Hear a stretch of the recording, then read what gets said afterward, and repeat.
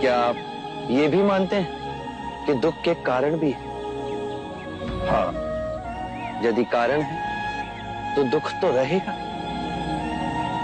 और यदि कारण ही समाप्त हो जाए तो दुख भी लुप्त हो जाएगा। जैसे सूर्य के प्रकाश से अंधेरा।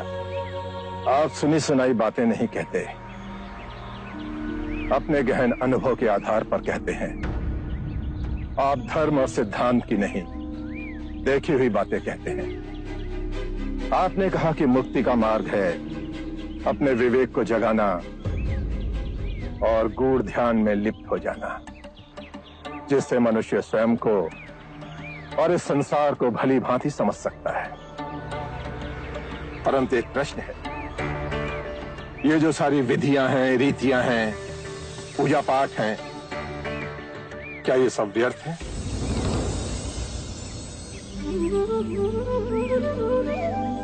यदि कोई व्यक्ति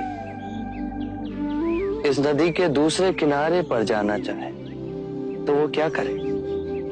यदि जल गहरा नहीं है तो वो चलकर जा सकता है, और यदि जल गहरा है तो वो नाव की सहायता से जा सकता है या स्वयं तैरकर जा सकता है। यदि वो चलना ना चाहे और ना ही तैरने को तैयार हो और ना ही नाव ले जाने को तैयार हो, और वो कहे कि मैं प्रार्थना करता हूं इस नदी का दूसरा किनारा स्वयं चलकर मेरे पास आ जाए, तब तो ऐसे व्यक्ति को मूर्ख कहेंगे, महामूर्ख।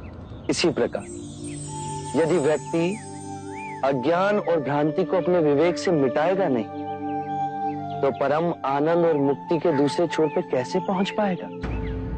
चाहे वो पूजा करे या अनुष्ठान या व्रत करे या किसी नीति पर चले, वो इस किनारे ही रहेगा।